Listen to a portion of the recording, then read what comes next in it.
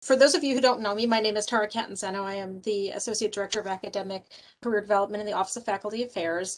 And this is the third installment of our new series, Building Your Toolbox for Academic Advancement. And I'm honored to have the opportunity to introduce today Dr. Gottlieb, who is a professor of medicine and obstetrics and gynecology and the inaugural Associate Dean for Faculty Affairs at UMMS-Baystate. She's also the Chief Faculty Development Officer at Baystate Health. Dr. Gottlieb joined the executive leadership team in 2015 to help establish our new regional medical school. Prior to that, she was on faculty at Brown University for 10 years, where she served in numerous educational, clinical, and administrative leadership roles. Dr. Gottlieb received her undergraduate degree in economics from Harvard University and her medical degree from the University of Chicago's Pritzker School of Medicine. She completed a residency in general internal medicine at Brown.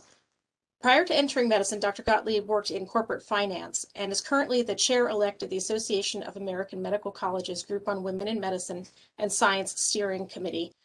Most recently, Dr. Gottlieb published a book, which I highly recommend, on closing the gender pay gap in medicine, a roadmap for healthcare organizations and the women physicians who work for them, which was published in October of 2020 by Springer. I'm going to talk today about promotion planning and CV creation, and specifically with an eye towards promotion to associate professor or full professor. I have no disclosures or conflicts of interest, and then outline a general roadmap of what I'd like to cover today includes the following. I'm going to describe in some detail UMass Medical School's areas of distinction rubric.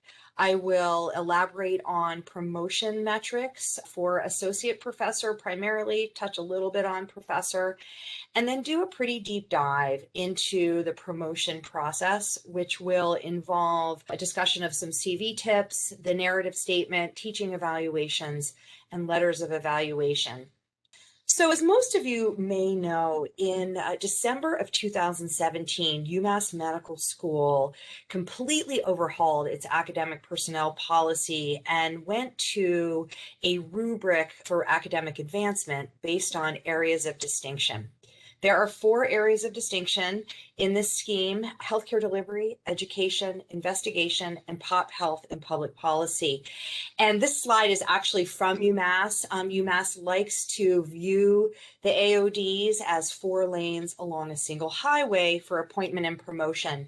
And what they mean by that is most folks will come in and be appointed at the junior faculty level in an area of distinction and continue along that same lane through promotion to associate and full professor. However, there is allowance or the bandwidth for folks whose careers evolve into different domains to switch lanes based on, of course, contributions and achievements to a different AOD. So it's really critical for me to emphasize that most clinical faculty here at our regional campus, UMass Medical School-Baystate, will be in the healthcare delivery area of distinction. One question my team and I often get is, what about the education AOD? And so I want to be explicit and share with you all that education as an area of distinction is really for folks whose role and or FTE are primarily educational and whose scholarship and recognition in their field reflect their pedagogical contribution. It's not really for folks who have a lot of leadership or activities in healthcare delivery and who teach residents and who teach medical students. That's kind of a baseline assumption for anybody who works at Baystate. It's really for those individuals who are writing and speaking and creating curricula regionally and nationally that belong in the education area of distinction. This is a traditional academic trajectory, and before we kind of jump into the meat of the talk, I want to make sure we're all on the same page in terms of nomenclature. So for physicians and folks with terminal degrees, so PhDs, most individuals come into an academic institution at the assistant professor level. Now at UMass Medical School, the expectation is that folks will remain at that rank at the assistant professor level for 6 years before going up for promotion to the next rank, which is associate professor. And then the same expectation is that folks will stay at associate professor at that rank for about 6 years and then be promoted to the most senior rank, which is professor. Another point of nomenclature is that wherever you go in the US, the term senior rank typically denotes individuals who are at the associate or full professor level. At UMass Medical School Baystate, which is the same as at UMass Medical School down in Worcester, advancement or progression along this trajectory is based primarily on 3 buckets of activity. So 3 buckets of evidence: activities, scholarship, and recognition in one's area of distinction. And I'm going to unpack each of those. Examples of activities in a particular area of distinction are as follows. So healthcare delivery, that could be leadership or development of clinical services, diagnostic approaches, programs to improve quality and safety. On the educational side of things, curriculum development is very much a consistently expected endeavor, as is leadership of educational activities. And then, of course, clinical and didactic teaching of learners defined as med students, residents, fellows, or faculty of the medical school. Investigation is really for folks who are participating in systematic and funded generation of new knowledge, whether that's via laboratory, clinical, translational, implementation science, or health services research. The last area of distinction, pop health and public policy, was really created under this new academic personnel policy for folks down in Worcester who work for Commonwealth Medicine.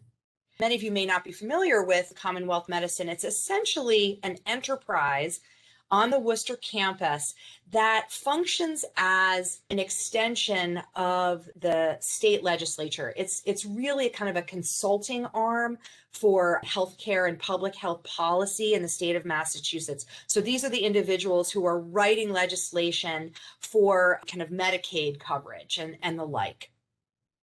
We talked about activities at one's area of distinction. Now let's move to scholarship. As part of the new academic personnel policy, the individuals who spent about 2 years creating the new metrics really did a deep dive into the concept of scholarship. And particularly for individuals who are in the healthcare delivery area of distinction, the new APP, the new academic personnel policy, truly has an expanded definition of the word. So for those of you who have been around a long time like me, you may remember that, up until really about a decade ago, in academic medicine, scholarship meant peer-reviewed publications. And as I mentioned, particularly for healthcare delivery, but also for education and some of the pop health and public policy, the definition of scholarship now includes, beyond peer-reviewed pubs, book chapters, presentations and workshops at society meetings, CME talks, educational materials like syllabi and curricula that have been disseminated, because for those of you in the room who are familiar with Boyer and Glassick, some of the key thought leaders historically in the definitions of scholarship, really scholarship implies dissemination of your work. Clinical guidelines and standard of care policies that have been disseminated are also viewed as scholarship, as well as safety and quality in patient care innovations and patents. So the last bucket, the last domain of progression is this notion of recognition in one's area of distinction. And recognition is really defined in terms of promotion. Remember, our lens here is looking towards associate and full professor. That lens means that recognition implies regional, national, or international reputation in one's field. And so there are many pieces of evidence to support that type of recognition. So one is honors and awards. Another is invited presentations or workshops and oral presentations at national meetings.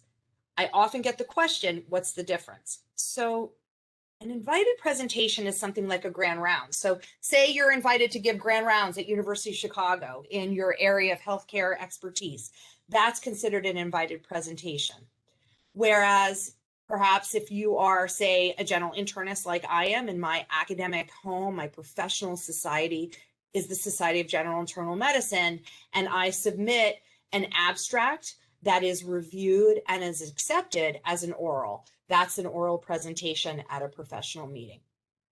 Another proxy for one's recognition is leadership of professional organizations. And I wish I had put kind of an asterisk here, because I will say for those of you in the healthcare delivery area of distinction or in education, this is really where our faculty need to be focusing their attention.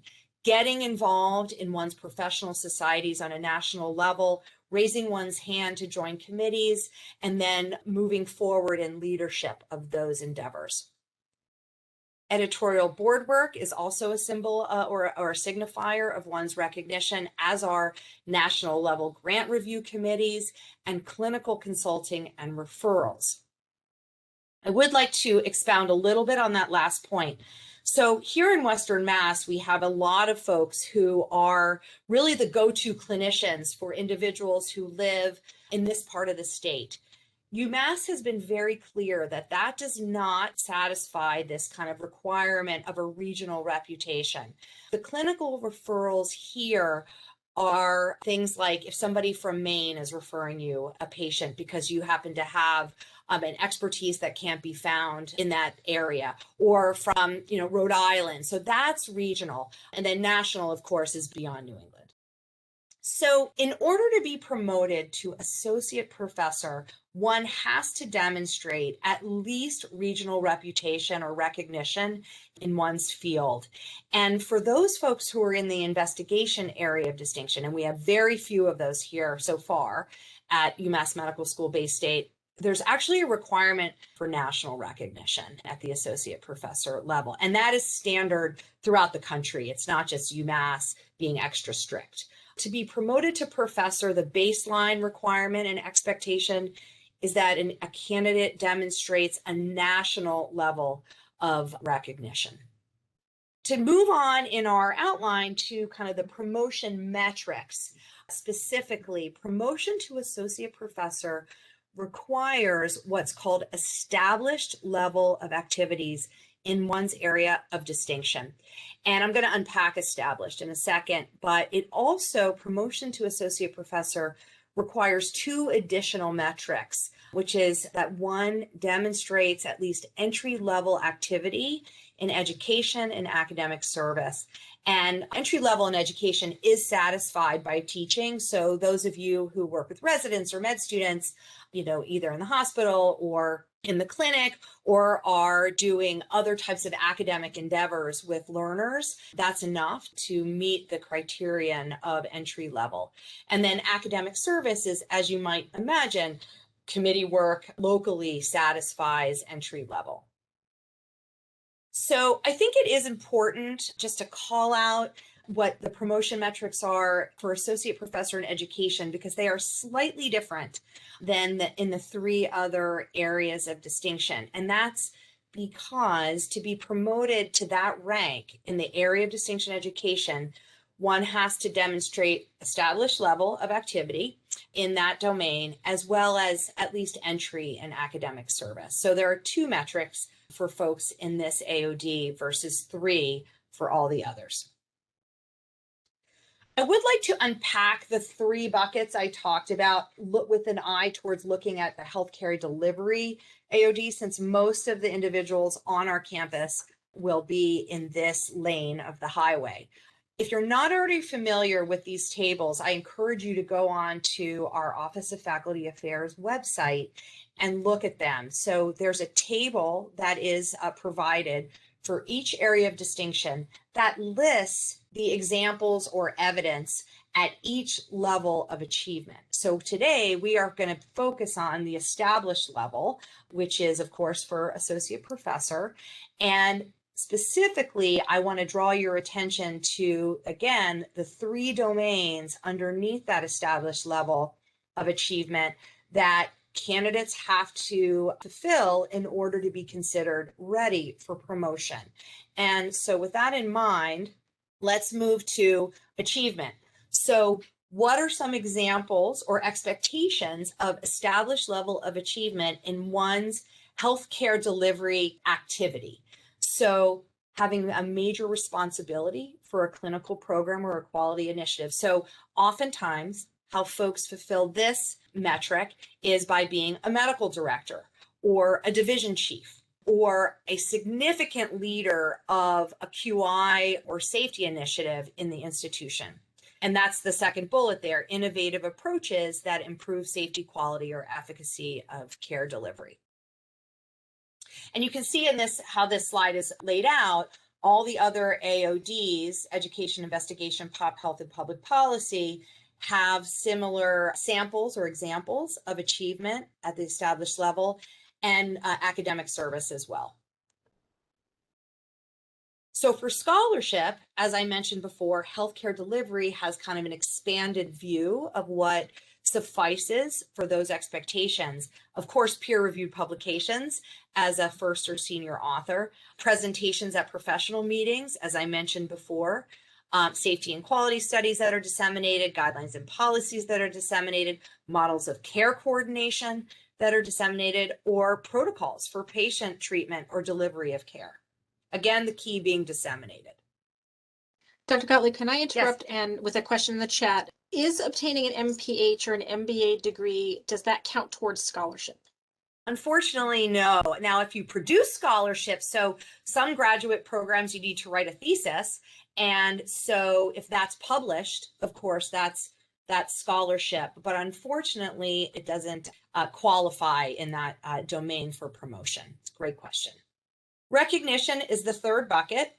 And as I alluded to before, for healthcare delivery to be promoted to associate professor, one has to show evidence of at least regional recognition as demonstrated either by honors and awards, invited talks or presentations at professional meetings, leadership positions, or, and I want to make sure I'm clear about that, appointed committee membership in professional organizations. So we have a lot of folks, particularly folks who have gone up for promotion to professor in healthcare delivery, who have been invited or appointed or nominated to sit on national guideline committees for their specialty. So something like that here on a regional level would absolutely be a proxy for one's recognition in one's field. I see a question here. Okay, let's see. Many faculty are involved in one or more lanes. Do you have to declare which AOD you're looking to get promoted in, or can you accomplish various lanes? That's a great question. So you do have to almost, I would say 99% of the time, you have one AOD. And that's because it's, there are a couple of reasons for that. One is it's actually a robust expectation to have those three buckets fulfilled, right? Recognition, scholarship, and essentially leadership in an area of distinction. So it is the rare person who can kind of fulfill both, six of them, right? Three in each domain.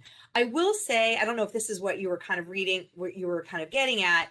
So oftentimes people are hired in healthcare delivery and then pretty quickly differentiate into becoming educators here. I shouldn't say oftentimes. I should say it's frequent enough that my team and I have this conversation. And so really that raises both an opportunity and a challenge. And this is anecdotal, but it's pretty consistent anecdotally. I've seen a lot of this at Baystate because we're such a, and this is great, we're such a teaching institution with a long history of emphasis on that and expectation for our clinical faculty. So what that means is that if you're one of these individuals who is kind of morphed into an educator, it's really critical to be thinking about your scholarship in that domain, publishing in that domain, and getting recognition in that domain. Because what we've seen, and I'm sure there are folks on this call who may be able to attest to this, is that we bring in faculty who are, teaching and doing curriculum development here and are heavily involved in education, but their publications and their scholarship and perhaps their kind of society leadership is in healthcare delivery. And that means that they haven't fulfilled criteria in either domain. Let me share some common errors have made on their application. So that's a really good question. And I would say I think what you're probably getting at is maybe promotion planning versus errors in the application. And I'm going to talk a little bit more about this. So I'm going to give you a short answer now, but I promise there'll be more. So the short answer is, this is why the CV is so important. The CV is the currency upon which you are going to be not just kind of assessed for promotion readiness, but also there is a whole process of peer review that goes along with being promoted. And that, I mean, there are auxiliary documents, but the CV is really the main one. And the UMass CV, although I will attest, it is clunky formatting wise. We've all been through it. It is incredibly comprehensive in terms of capturing all the great work that you all do and need to do to be promoted. And so if you take away nothing from this talk today other than the following, and I'm following my own advice, I'm a full professor, but I've been doing this since I was first hired as junior faculty at Brown, is that your CV, you need to keep it up to date. You need to have a check-in, whether it's monthly, quarterly, to make sure that you are capturing all of your work in the right spaces. It's a great question. So real quickly, professor, because I want you all to be thinking big here, one needs to demonstrate what's called senior level of activity in one's area of distinction, and then established in a whole other category. So the bar that, the highest bar for associate professor was established. Now for professor, folks are being asked to achieve in their area of distinction, beyond that, and at least that in a whole different domain. And then entry in a third category. And one of the categories, you have to be at least entry in education. I will tell you, just by means to cut to the chase, that most folks who go up for full professor are senior, of course, in their area of distinction, and they make established in their academic service, because these are the individuals who are leading all your professional societies and leading all these guideline issuing committees on a national level. So education, again, just to call this out, because it's a little bit of a different animal. To be promoted to professor, one has to be senior in education, and you have to be established in academic service. The promotion process at any institution around the country looks like, that looks intimidating to me, and I do this every day. But I want to point out to you that there are two things. Of all the steps, about at least half, a little more than half, happen at the department level. That's really important. Your department is your home base, not just for your kind of daily life, but also for your promotion readiness. The other piece I want to point out is that my team and I spend a lot of energy making sure, kind of to get to the earlier question about errors in the application process, we spend a lot of time making sure that any promotion file that starts through this process, and certainly before it goes down for the final review to Worcester, is in great shape. And so I want to emphasize that promotion planning, you're all doing this right now. This is promotion planning. And these conversations really need to take place annually, and they need to take place at the department level. So currently, it's the department chairs, or in the larger departments like medicine or surgery, there are vice chairs for academic affairs. Those are the individuals you should be meeting with at least once a year to get you motivated to update your CV and to talk with these folks about kind of a gap analysis, what you need to be doing, and a timeline for that to get you to the next rank. Our hope, and we've been working towards this since I came here 5.5 years ago, is that the division chiefs are really going to hold more responsibility for this type of academic advancement mentorship. At most academic institutions in medicine across the country, it's the division chiefs that have this primary role. But, Baystate, up until 5 years ago, wasn't a medical school, and so didn't have that expectation of the division chiefs, but that's changing.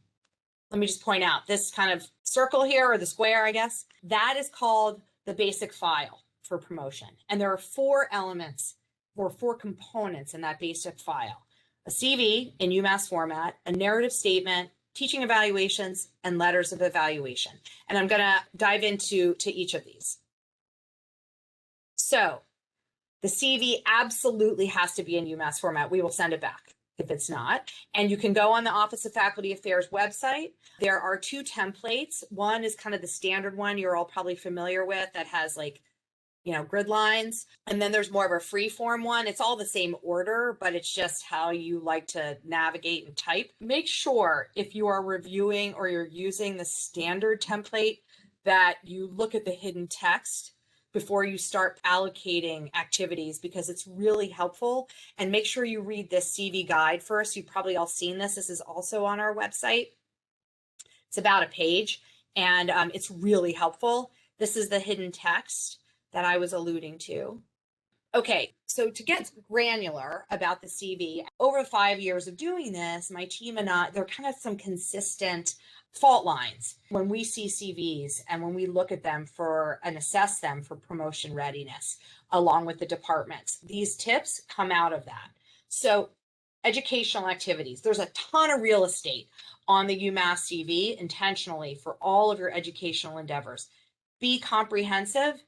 Document your items in a bulleted line-by-line format. Nobody wants to read paragraphs. Be very, very attentive to specifying the department, the institution, the city and state, the types and number of learners, the duration and frequency. This CV is going to be read throughout the promotion, that trajectory, that process, by many individuals, in fact, mostly by individuals who have no idea about Baystate, who may have no idea about your specialty. So you want to be as communicative as possible in a bulleted fashion on your CV about your teaching endeavors. One quick thing that may not affect some of you on here because we're far enough out, but when Baystate transitioned from its kind of loose academic affiliation with Tufts to its more robust, regional campus affiliation, we had individuals, and this continues, who have been doing kind of ongoing activities that spanned that transition to list them on their CV as such. So current activities begun prior to 2016 should be described as, quote, University of Massachusetts Medical School, Baystate, parens, formerly Tufts University School of Medicine, Baystate. Teaching activities and programs and courses. This is another header on the CV, on the UMass CV. If you're giving multiple lectures to the same group, you can just list it once, noting the frequency, the sample topics, and years of activity. So for example, as Dr. Catanzano mentioned in my bio, when I was at Brown, I had a lot of med ed leadership roles and curriculum development. I mean, I didn't list every lecture I gave every year to the same group of learners. I just had one line and 3 sample topics, and again, the learner's institution, frequency, etc. Because we want to make sure that your CV is digestible to somebody who's reading it. External educational activities is a section that often gives people a lot of pause, and I understand why. This section of the CV is really for talks that are given as part of CME courses that are typically held outside the institution, where the audience is not comprised of med students, residents, or fellows, because those talks go under teaching activities, right? But let's say, like I was invited to do this when I first came here. So Baystate had, pre-pandemic, a really robust CME platform up, in Northampton or Holyoke, where they would put on, like I did one in women's health, where I gave a talk. There were docs from all over Western Mass who came and listened. That was external educational activities. We have a lot of individuals who, at the professor level, who run courses for their professional societies, not conferences, academic conferences, but may give a course on ultrasound. That's what goes here. So grand rounds, talks, invited plenary presentations, those go under invited presentations. So if someone calls you up, sends you an email, hey, I hear you're doing this really cool curriculum. I'm calling from Stanford. Can you come out and give grand rounds on it? That goes there. Talks that you submit as an abstract or a proposal, as I mentioned earlier, that are then reviewed and accepted for a presentation or workshop, go in this section called Other Presentations, Posters, and Abstracts. And I want to make sure individuals are aware that you need to clarify in that section whether each activity was an oral, a workshop, or a poster. And if it was an oral or a workshop and there are several people listed in the citation, if you in fact spoke. This is substance over form, because when we go to look at CVs for promotion readiness, remember I was talking about recognition. So here's an example of where scholarship, because if you have an abstract that's reviewed by your peers and accepted for a national meeting, that is scholarship, but it's a Venn diagram of recognition. So an oral abstract or a workshop where you're presenting, for 10 or 15 minutes and along with colleagues, that speaks to, getting your name out there and how you're recognized in addition to your academic product. And by saying speaker, that distinguishes you from just someone who kind of submitted it in and let your resident present it, right? You got face recognition in your field.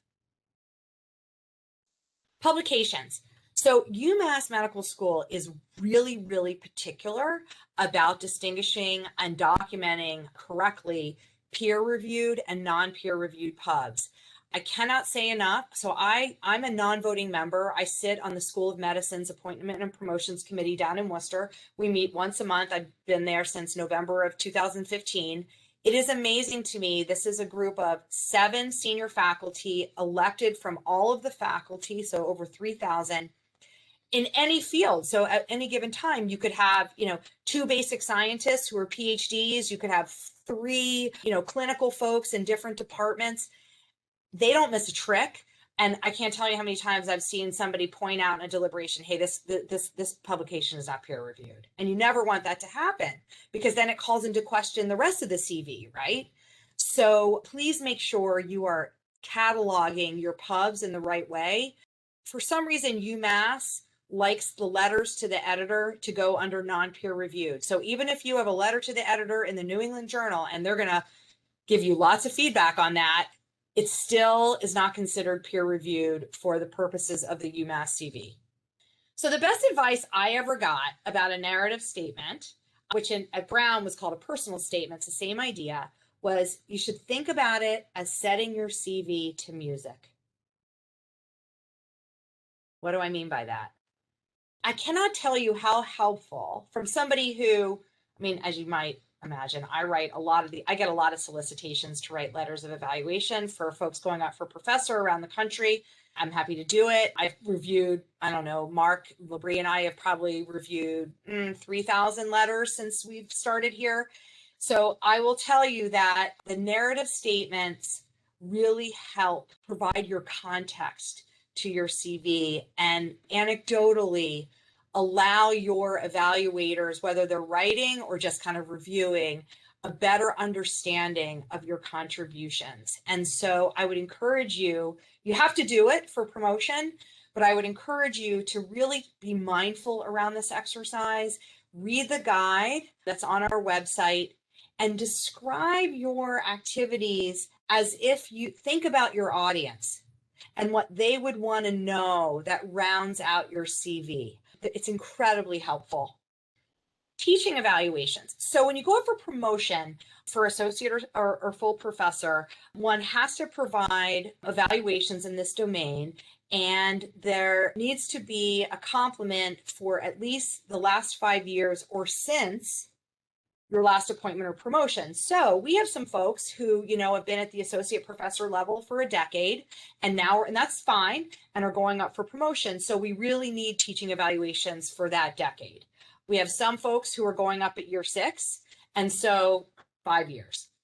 If there are no teaching evaluations available, and that is highly unusual, in fact, I can think of only 2 instances since I've been here, then UMass has a mechanism for soliciting certain types of letters to support the essence of this particular metric. And this comes up mostly in folks who are in investigation, who do mostly research, and their mentees are the ones who write these letters oftentimes. So when you all go up for promotion, you will, after we spend a lot of time with you fine-tuning your CV, the next big dive is letters of evaluation. And so to be promoted, UMass Medical School requires at least 6 letters. And we and our team strongly encourage 7 or 8 because these letters are the instruments by which you all are going to be assessed, or with which your recognition is going to be assessed. So we have those pieces of evidence of recognition that I described, in terms of leadership and invited talks. This is the third leg of the stool, the letters of evaluation. And I write here that most should be category 2. So what does that mean? And I'm going to unpack that right now. UMass has these different categories of letters. Every institution has them. They just have different nomenclature. So category 2 letters for UMass Medical School mean arm's length. And these arm's length letters are the bread and butter of peer review and academic promotion throughout the country, and are clearly the most critical to your success.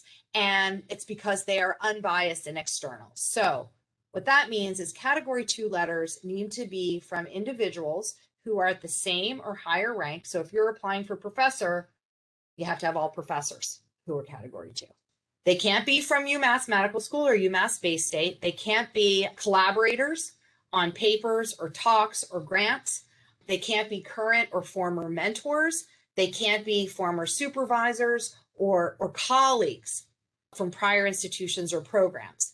So these letters are the ones that my team and I work really closely with the departments to make sure you have enough proposed evaluators that fit these criteria.